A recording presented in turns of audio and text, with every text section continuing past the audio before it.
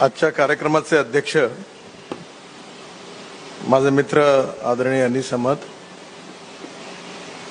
आपल्या महाराष्ट्र राज्याचे प्रमुख प्रधान वनरीक्षक आदरणीय रामबाबू, माझे ज्येष्ठ मित्र वनराईचे अध्यक्ष आदरणीय गिरीश भाऊ, ज्यांचा आपण आज सत्कार विशेष रूपाने केलेला आहे की ज्यांनी बांबूच्या क्षेत्रात उत्तम काम केलं असे सय्यद सलीम अहमद,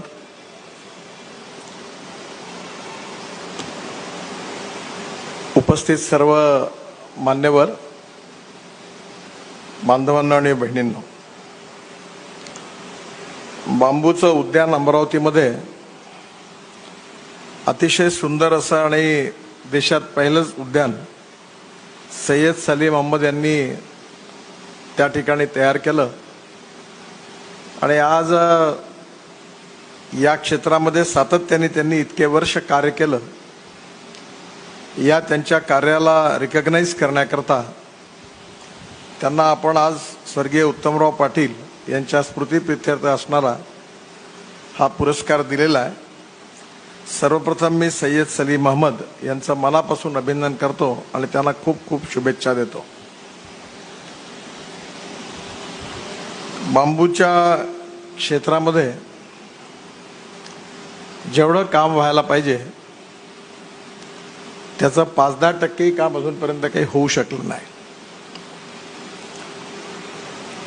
जसं सय्यद सलीम अहमद चायनात गेले तसं मी पण चीनमध्ये गेलो होतो आणि त्यावेळी मी त्यांनी जे सांगितलं त्या सगळ्या ठिकाणी गेलो होतो.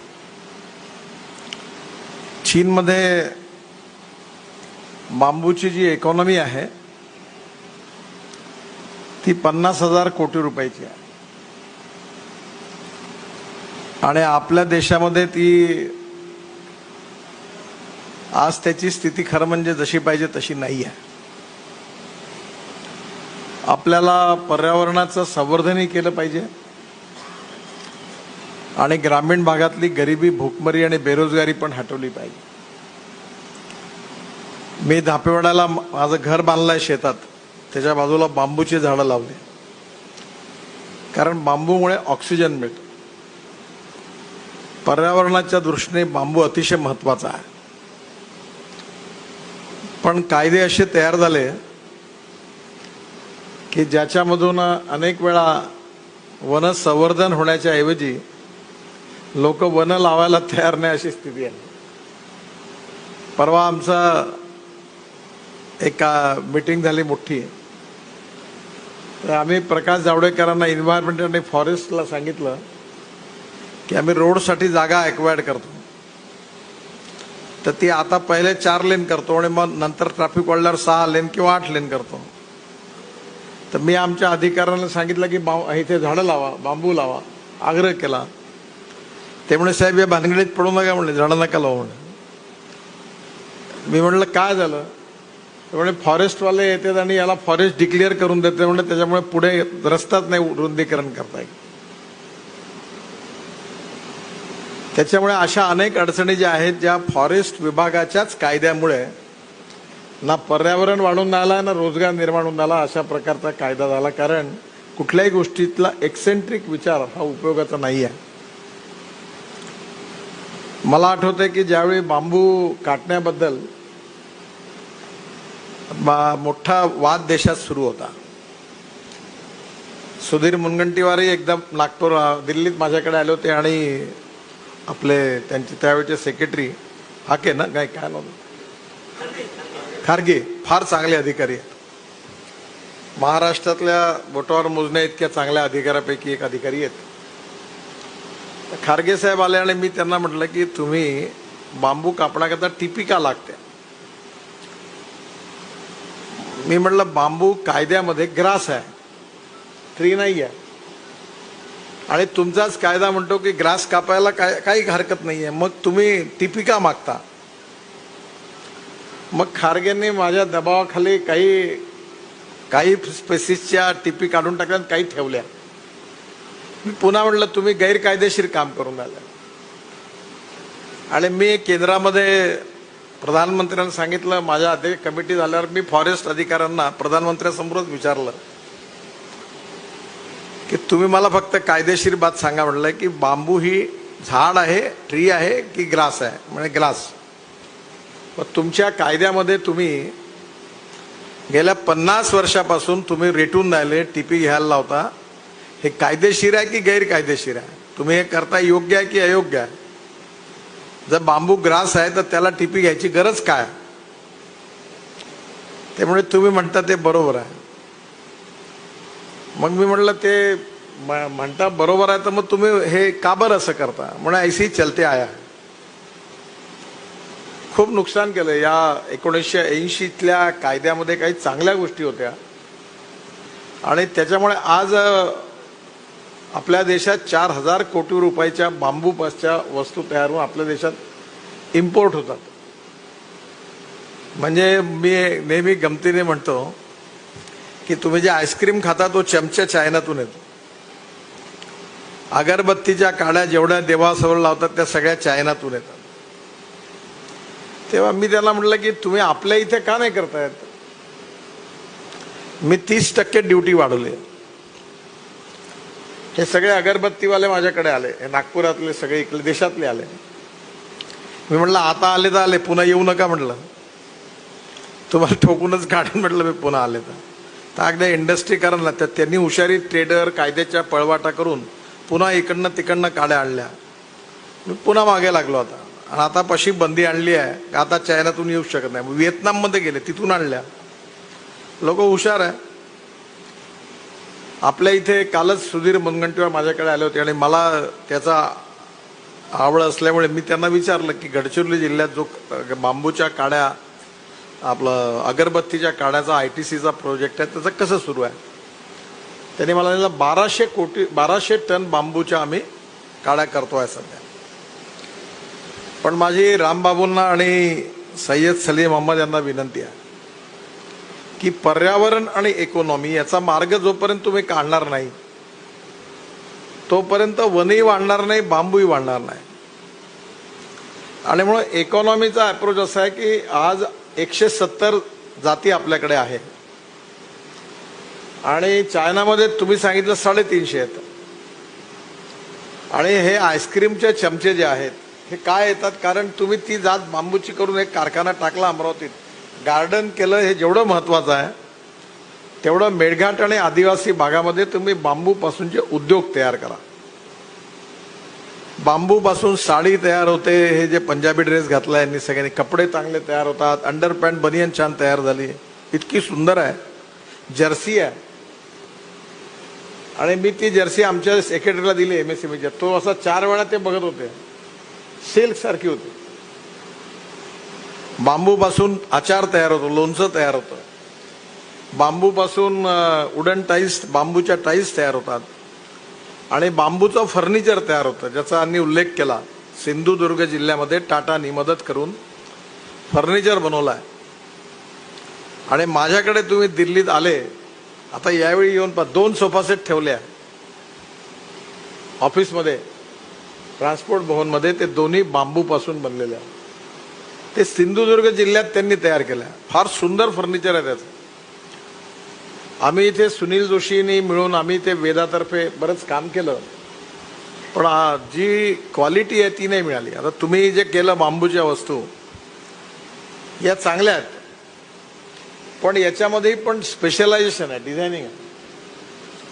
हे प्रॉडक्ट जे आहे हे काय आहे की हे जसं ते आपल्याकडे खोकला झाला की आपण म्हणतो ना ते लेंडी पिपरी घेर सदा बरोबर, ही वानर वैद्यकी झाली. प्रॉडक्ट डिझायनिंग म्हणजे आर्किटेक्ट्स बोलवून त्याच्यातून डिझायनिंग करून ते किती चांगले तयार होऊ शकतात ते चायनातून तुम्ही पाहिले, मी पण पाहिले. आपलं बियॉन्ड इमॅजिनेशन आहे. आता सिंधुदुर्ग जिल्ह्यामध्ये जे आहे ते वेगळं आहे. आपण नागपूरला प्रत्येक महापालिकेच्या गार्डनमध्ये बांबूचे सभागृह बांधले, मी आग्रह करून करायला लावले. पण महानगरपालिकेने त्याचे पैसे देता देता त्या संस्थांना एवढा वेळ लावला की त्या बंद पडल्या. म्हणजे शेवटी मी म्हणणं बंद केलं का बांबूचं गार्डन लावा म्हणून. तर बांबूच्या याच्यामध्ये एवढा मोठा उपयोग आहे, त्यामुळे आपल्या इथे इकॉनॉमी नाही आहे. म्हणून माझी रामबाबूंना आणि यांना विनंती आहे की याचा कमर्शियल इकॉनॉमी डेव्हलप करणं याला प्राधान्य द्या. मग आपोआप लावतात बांबू. पैसा दिसला का लोकांना काही सांगायची गरज नाही. आता एक चंद्रपूर गडचिरोली जिल्ह्यातल्या साहेबही तिथे काम केलं आहे. ऊसाचा पर टन भाव हा 2700 रुपये आपल्याकडे, मॅक्झिमम 3000. आणि बांबूचा पर टन भाव बल्लारपूर पेपर मिल 5000 रुपये टनांनी घ्यायला तयार आहे. कमीत कमी 6000 देतील पोचून. समजा 200-400 रुपये तास. सगळ्या आदिवासींना एक एक ट्रॅक्टर दिलं, 2 ट्राल्या दिल्या आणि त्यांनी बांबू पोचवला तर सगळे करोडोपती लोकपती होतील. पण त्याला येऊ देत नव्हते तुम्ही. म्हणजे बांबूचा का झाडाला हात नव्हता लावते तसा याचा कायदा होता. म्हणून मी या डिपार्टमेंटवर भडकलो की तुम्ही म्हणजे झाडही वाढवत नाही आणि इकॉनॉमी नाही, त्यामुळे लोक आत्महत्या करून राहिले, गरीब आहे. आज सगळं सरप्लस आहे आपल्याकडे. बांबूपासून वीज तयार होऊ शकते, बांबूपासून चारकोल तयार होऊ शकतो, बांबूपासून इथेनॉल तयार होऊ शकतं, बांबूपासून विमानाचं इंधन तयार होऊ शकतं. आता निरीला प्रोजेक्ट दिला आहे मी की बांबूपासून विमानाचं इंधन, बांबूपासून मरीन फ्युएल, जहाजाचं इंधन, हे सगळं होऊ शकतं. साड्या सुंदर आहेत पण त्या स्पेसिस पाहिजे. आमचा प्रॉब्लेम असा आहे रामबाबू, तो तुम्ही सोडून द्या, की आमच्या नागपूरच्या आईस्क्रीम पार्लरमध्ये जो चमचा आहे, चमच्याची तर खरं म्हणजे आमच्या देशात काही चमच्याची कमी नाही. सगळ्यात जास्त चमचे तर आपल्या देशातच आहे. पण तरी देखील चायनातून चमचे आयात करायची गरज काय. ते हे सध्या चमचे पूर्ण तिकडनं येतात. मी MSMEचा मंत्री आहे, जबाबदारीने सांगतो. मग आम्हाला त्या स्पेसिस ज्या आहेत त्या नॉर्थ ईस्टमध्ये आहे आणि तुमच्या फॉरेस्ट डिपार्टमेंटचा आम्हाला मदत पाहिजे की त्या स्पेसिस लावा आणि मेळघाटमध्ये 10 कारखाने उभे करा आणि 1000 तरुण मुलांना, आदिवासींना रोजगार मिळवून द्या. आणि बांबू काही कापला की जात नाही, की तो ग्रास आहे, पुन्हा येतो. मी ज्याची वकिली करतो, भीमा बांबू, तो एका एकरमध्ये 2 वर्षांतर 200 टन होतो. अब 200 टन को 5000 के भाव से निकालो, पैसा कितना होता है पर ईयर. म्हणजे 5000 रुपयामध्ये तो जो विकला तर 10 लाख रुपये पर एकर. त्याच्यातला खर्च समजा 2-3 लाख रुपये केला तरी 5-6 लाख रुपये मिळतात. आणि आज आपलं दुर्भाग्य असं आहे, टाइम्स ऑफ इंडिया पासून कुठलाही पेपर काढा रोज सकाळी तुम्ही, लोकमत काढा, तरुण भारत काढा, सगळी न्यूज प्रिंट इम्पोर्टेड. म्हणजे सगळा पेपर आपण रशियातून आणतो. नंतर पेपर पल्प बाहेरून 40,000 कोटी रुपयाचा पेपर पल्प, 40,000 कोटीची न्यूज प्रिंट आणि 1 लाख कोटी रुपयाचा लाकूड आपण तिकडनं आणतो. आणि आपण लाकडावर, फर्निचरवर ड्युटी कमी ठेवली आहे, लाकडावर जास्त लावली आहे. आणि त्याच्यामुळे आपल्या इथे फर्निचर सगळं चायनातून येतं. आपल्याकडे एवढा सुंदर सागवान आहे चंद्रपूर गडचिरोली, पण फर्निचरचा कारखाना आणि डिझायनिंगचं सेंटर नाही. और अनीस अहमद आने मेरे घर पे फर्नीचर इटली का आता. वैसे इटली फ्री है अनीस भाई को. पर इटली से फर्नीचर डिजाइन इटली में होता है और आता चाइना से. और ये सब आपके कानून के कारण हुआ. अनप्रैक्टिकल. ना जंगल बढ़ा रहे हैं, ना पर्यावरण की रक्षा हो रही, ना रोजगार निर्माण हो रहा है. और इसके बीच में जो प्रॉब्लम है उसको आप अगर नहीं सॉल्व करेंगे तो ये मुश्किल है. अब हमने अभी उसको डीपी कैंसिल कर दी. अब 1300 करोड़ बांबू मिशन को दिए. आप आपके कार्यकाल में इतना ही काम कर दो कि हमारे जो मैं एक बार इसराइल में एग्रो प्रदर्शन में गया था. इतना बड़ा सीताफल था. अब वो पेड़ नहीं ला सकते, तो एक मेरे साथ जो डेलीगेशन था उसने सीताफल खाए और सीड जो था वो अपने जूते के इसमें जो सॉस था उसमें डाल के लाया वहां से. मैंने यहाँ लगाया. अब हमारे यहाँ ये जो 170 जाति है इसमें जो इम्पोर्टेंट है, मुझे पता नहीं कौन सी जाति अब नॉर्थ ईस्ट में है.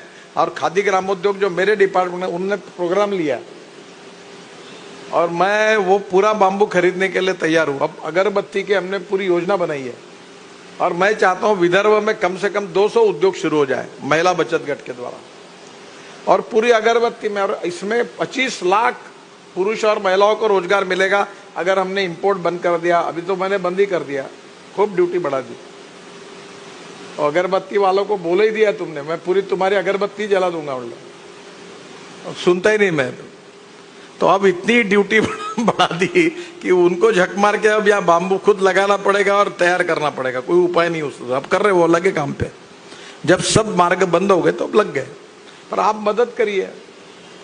अब जो आईटीसी का गढ़चिरौली में प्रोजेक्ट है, रेड्डी साहब जब थे तो वो प्रोजेक्ट लाने में मैंने बहुत मेहनत की थी, अब वो अच्छा चल रहा है, और मशीन भी ताइवान में आती है। तो अभी वो मशीन अहमदाबाद में बनाने का तय किया है, पूरा made in India, make in India. और बाम्बू की स्पेसीज जो है वो आप नॉर्थ ईस्ट से ला सकते हैं। मुझे पता नहीं, आपने जो 170 स्पेसीज कही है वो चाइना बॉर्डर और नॉर्थ ईस्ट नजदीक होने के कारण शायद नॉर्थ ईस्ट के कुछ और स्पेसीज आती है क्या, देखो, नहीं तो चाइना से लाना चाहिए स्पेसीज। और बाम्बू का पल्प, कॉटन, लेनिन और सिल्क तीनों मिक्स करके ऐसे अलग अलग, मैंने खुद मॉडल्स, लड़कियां इंदौर में, क्या बोलते हैं उसको, वो चलती है उसके रैंप पर बाम्बू के कपड़े पहनकर उसका मैंने ये किया था, और वो कपड़े उनके इतने सुंदर थे। साड़ियां सुंदर बनती है, सिल्क से भी अच्छी है।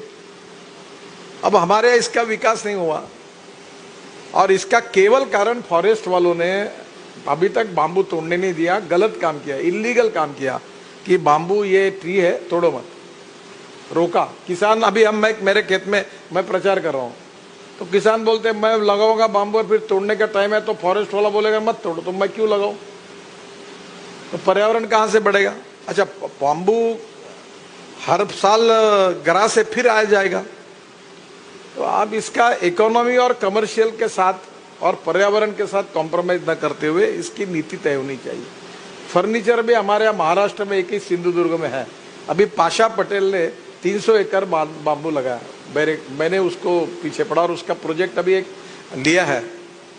और दिल्ली में भी बाम्बू का विषय 3-4 मिनिस्ट्री में है, पर मैं वो मेरी इस विषय में रुचि होने के कारण मैं इसका फॉलोअप करता हूँ। अभी काफ़ी प्रोडक्ट्स जो है, ये जो आपके प्रोडक्ट्स है, यही अगर आप एक काम करो, अमरावती में आर्किटेक्चरल कॉलेजेस है, इंजीनियरिंग कॉलेज में, और वहाँ के लेक्चरर को एक बार बुलाओ, बोला मेरे पास ये बाम्बू है, इसके मुझे प्रोडक्ट डिज़ाइन करके आप डिज़ाइन करा के दो, इतने सुंदर बना के देंगे।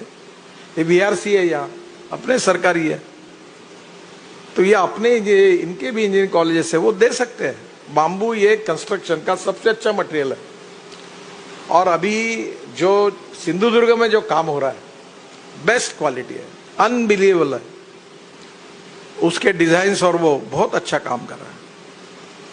शायद साहब ने देखा होगा सिंधुदुर्ग में, वो क्वालिटी विदर्भ में क्यों नहीं तैयार होती, वो अमरावती में क्यों नहीं होती, वो हमारे यहाँ नागपुर, गढ़चिरौली में क्यों नहीं होती, और वो नहीं होती तो फिर आपको हमने क्यों यहाँ रखना चाहिए, ये हमारे समझ में नहीं आता। अगर वो जो फर्नीचर है, वो बाम्बू, वो क्वालिटी, वो रोजगार अगर यहाँ मिलेगा तो आप सब कह रहे, मैं आपके ऊपर नाराज नहीं हूँ। मेरे भी मामा चीफ कॉन्जर्वेटर ऑफ फॉरेस्ट है, बूट करके थे, बहुत पुराने थे, और मैं स्कूल में बचपन में उनके यहाँ काफी बार जाता था। ये MLA हॉस्टल के चौक में उनका रिटायर होने के बाद घर था, अभी बेच दिया उन्होंने, दोनों लड़के चले गए, वो मेरे मामा थे, तो जंगल में ही बहुत उन्होंने काम किया है। तो मैं ये मतलब कि जंगल, अभी हमारे देश में 115 एस्पिरेंट डिस्ट्रिक्ट्स है जहाँ पर कैपिटा इनकम नहीं, GDP नहीं, गरीबी, भूखमरी और बेरोजगारी है। वो सब, जहाँ जंगल है वहाँ भूखमरी है, जहाँ जंगल है वहाँ बेरोजगारी है। तो ये forest based industry, agro based industry, agro MSME, forest की MSME, और जो है वो तैयार, अभी तो ईंधन तैयार हो सकता है, पूरा इथेनॉल बना रहे हैं हम लोग। आपके जितनी पेट्रोल की गाड़ी है विदर्भ में, पूरा हमारा इथेनॉल जाता है, हमने बनाया हुआ। अभी मैं हमारे यहाँ एक रिसर्च हुआ है कि ये इंडोरामा जो पेट्रोलियम, जो सिंथेटिक कपड़ा तैयार करता है, उसमें जो केमिकल यूज करता है, वो अपने किसानों ने तैयार किया हुआ केमिकल हमने उनको दिया है ट्रायल के लिए, और वो अप्रूवल हुआ है। क्योंकि शुगर बनाना तो बेकार ही है, शुगर में घाटा ही घाटा होता है। तो शुगर केन जूस से इथेनॉल बनता है। अभी राइस से इथेनॉल बनने की अनुमति दी, क्योंकि rice surplus, wheat surplus, sugar surplus, 6000 crore हम शुगर एक्सपोर्ट करने के लिए खर्चा कर रहे हैं। अब राइस की हालत ऐसी है कि वो वडेट्टीवार आए थे मेरे घर पर, 28 लाख टन राइस का पैडी गढ़चिरौली में खरीद की गई, रखने के लिए जगह नहीं। अब हमने बहुत बड़े प्रमाण पर रेशनिंग दुकान से गरीबों को बांट दी, तो भी गोडाउन में जगह नहीं। अब इसमें किसानों को कोई दूसरा क्रॉप जो उनको इनकम दे सकता है, उसमें बांबू है। इसलिए बांबू लगने से पर्यावरण की भी रक्षा होगी, किसानों का भी उत्पादन बढ़ेगा, उद्योग भी शुरू होंगे। ये पूरी कंप्लीट नीति ये रेड्डी जी मामू मिशन में काम करते हैं, जो फॉरेस्ट की अधिकारी है।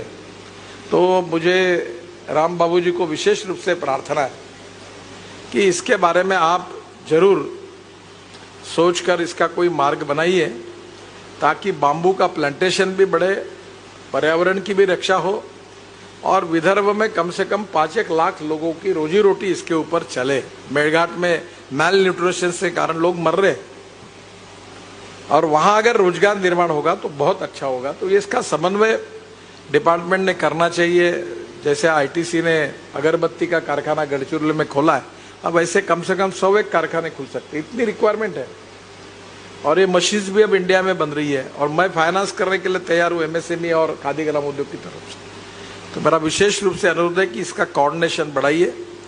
पर आपने अच्छा काम किया, सभी स्पेसीज को इकट्ठा किया है। अभी आपको रिटायर्ड होने के लिए कितना टाइम है? हाँ, पर आप एक काम करोगे, 170 स्पेसीज में ये कितनी काम की और कितनी काम की नहीं है, ये मुझे पता नहीं है। तो अब ये जो आप आने वाले समय में चाइना की, और साहब इनको परमिशन दो, अरुणाचल, मेघालय, त्रिपुरा, और वहां से आप प्रोग्राम बनाओ, और वहां से इस बार इनके गार्डन में 170 के अलावा जो है साउथ और कोई स्पेसीज वहां की हो तो वहां लाने की अनुमति दो। ये अगर स्पेसीज 170 की जिस दिन आप 350 करोगे, चाइना की हर स्पेसी यहाँ आएगी, और हमारे यहाँ हर स्पेसी जंगल में जगेगी, और बांबू के ऊपर कपड़े से लेकर फर्नीचर तक, इथेनॉल से लेकर मरीन फ्यूल और एविएशन फ्यूल तक, जो जितनी क्रांति है, 50,000 करोड़ की इकोनॉमी हमारे देश में बनेगी, और जंगल में रहने वाले लाखों आदिवासियों को उनके जीवन का पूरी परिस्थिति बदल जाएगी। तो पूरे मिशन को उपयोग में आया ऐसा होगा, और कोई पर्यावरण के साथ कॉम्प्रोमाइज न करते हुए। मैं बिल्कुल इस मत का हूं कि पर्यावरण के साथ कोई कॉम्प्रोमाइज नहीं करना, कोई खिलवाड़ नहीं करना, और ये काम होना चाहिए। जरूर आप करिए। मैं आपके कार्य के लिए जो किया है उसके लिए भी शुभेच्छा देता हूं, और आगे ये हो सका तो वर्ल्ड की जितनी स्पेसीज है उतनी वाला लाइए। और टाटा ट्रस्ट इसमें अच्छा काम कर रहा है। अगर आपको जरूरत पड़ेगी तो टाटा ट्रस्ट को प्रपोजल दो कि वर्ल्ड की सर स्पेसीज लगेगी। ये सरकार में बहुत बेकार है, ये भेजेंगे फाइनेंस, प्लानिंग, हर आदमी खुटी मारेगा वो प्रपोजल होने में तकलीफ होगी। तो एफए होगा, हर आदमी ज्ञान देगा, करते करते वो फाइल साली 2 साल वैसी रहेगी। तो सरकार कोई भी पार्टी का वैसे ही चलता है। तो आप टाटा ट्रस्ट को प्रपोजल दो, साहब की सलाह से मैं बोलूंगा उनको, और ये 170 के 350 स्पेसीज वाला हो। अगर ये स्पेसीज अगर आ गई, और उसमें से जो इंडस्ट्रियल यूज के लिए वो भी आ गई, तो अमरावती एक अकेला अभी बल्लारपुर पेपर मिल के कारण गढ़चिरौली चंद्रपुर जिले की इकोनॉमी बदल सकती है। और वो लकड़ी कहां से ला रहा है? वो ला रहा आंध्र से, तेलंगाना से, और फॉरेन से पेपर पल्प इंपोर्ट कर रहा है, और वहां बांबू पड़ा है गढ़चिरौली में, और अभी वो भी तोड़ने का कोई ये नहीं, न तेंदू पत्ता भी टूट रहा, न बांबू भी टूट रहा, जंगल में वैसे ही सड़ रहा, और लोगों को रोजगार भी नहीं, और नहीं मिलते लोग फिर वो नक्सलवादी उसका फायदा उठाते हैं। ये जो नीतियां मुंबई में बैठकर जो अपने ऑफिस में बनाते या प्रैक्टिकल, उनको शायद इसका पता है नहीं है, मुझे मालूम नहीं। तो एक बार ये आप करके लाइए। हमारे विदर्भ में महाराष्ट्र का 80% फॉरेस्ट है। आप कम से कम, आप चीफ कॉन्जर्वेटर है, नागपुर में आपका ऑफिस है, आपको अधिकार है, आप हमारे यहाँ चंद्रपुर और अमरावती ये 2 जिलों में बांबू की इकोनॉमी बनाकर दीजिए। बांबू मिशन में मैं इसमें पैसे दिलाने की भी कोशिश करूंगा। फिर से एक बार मैं जो काम हुआ है सैयद सलीम अहमद साहब ने, उन्होंने अच्छा किया है। सरकारी दफ्तर में ऐसे ही काम करने वाले अच्छे अधिकारी वो लोग याद रखते हैं। मैं उनका बहुत बहुत अभिनंदन करता हूं, उनको शुभकामनाएं देता हूं। धन्यवाद।